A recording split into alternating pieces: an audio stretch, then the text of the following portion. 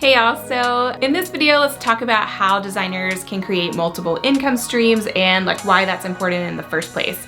If you missed this video over here, I do go over 10 different ways that artists make money, so be sure to check that out as well.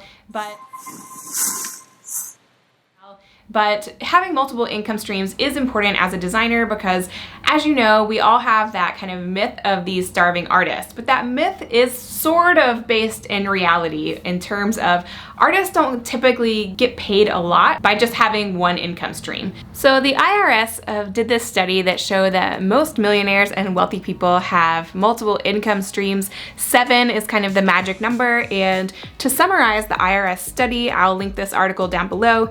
But it shows that wealthy people build up to 7 income streams. So some have less than that, but it's up to 7.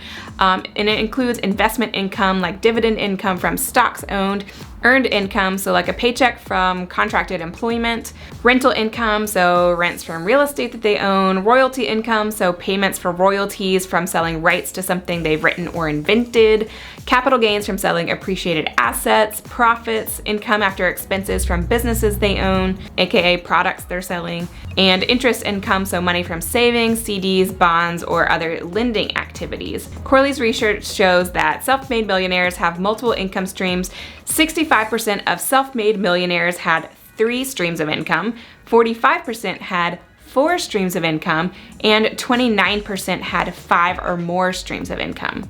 Okay, so that's important to note because if you try to start out with having 7 different streams of income, you are going to go crazy, right? So it's really interesting to hear that 65% of millionaires have about 3 streams of income. So I think that's a really good place to start. And it's like, as an artist, you might not be interested in being a landlord or, having a big real estate portfolio. You could also do that. There's nothing stopping you from doing that, but you may want to focus more on, your industry. And so here are some different ways that you can layer different streams of income. First is if you have an in-house job, then you definitely get some time off and you have your nights and weekends depending on what you have going on. And I'm not saying to run yourself into the ground and experience burnout, but when I was working in-house, I still, kind of did some things on the side and tried to build up my side hustle. So that's something that you could also try to do while you have the stability of an in-house job.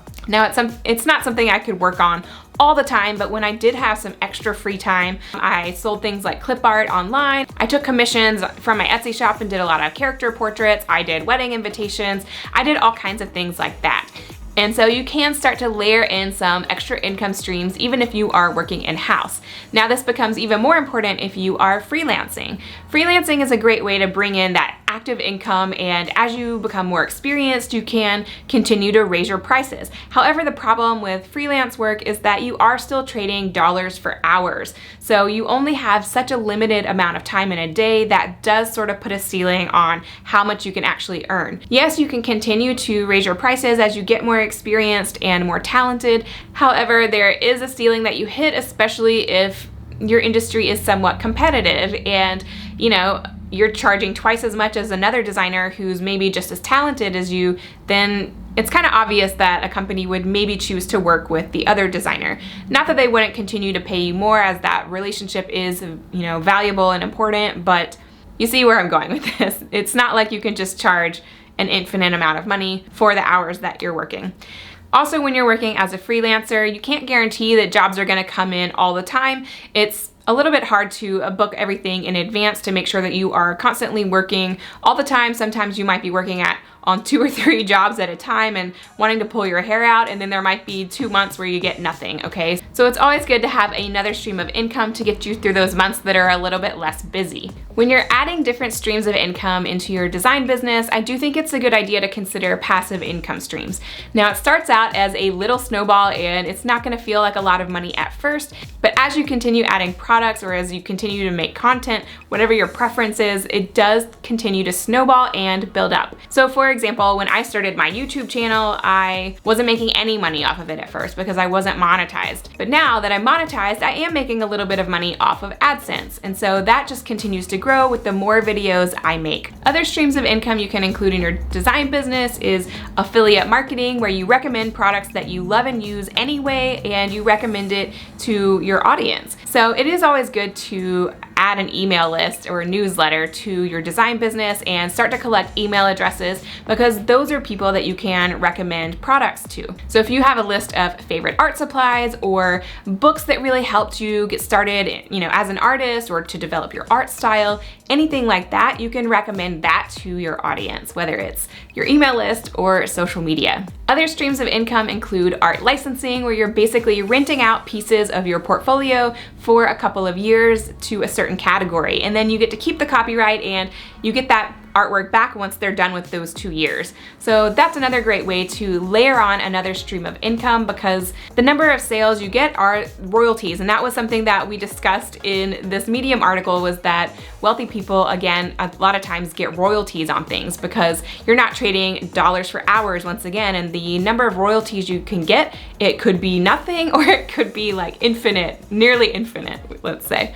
But the sky really is the limit in terms of how much money you can make through royalties. And so you want to build up as many royalties as you can. Another way to add another income stream into your design business is to sell digital products online, such as fonts, brushes, clip art. It really could be anything. It could be infographics, anything like that, where you can sell on a platform like Creative Market or Shutterstock that already has that built-in audience. So you don't have to have a large audience to be able to sell digital products on a platform like that.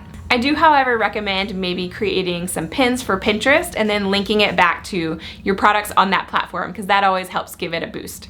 Another way you can add another stream of income to your business is to teach online. Teaching online is great because you create the content once and then you sell it as many times as people want to buy it. It doesn't expire. It doesn't require your time except for the time that you put into it up front. So once you put in that time up front, which is a lot of work, so don't get me wrong, it is a lot of work to create a class or a full course.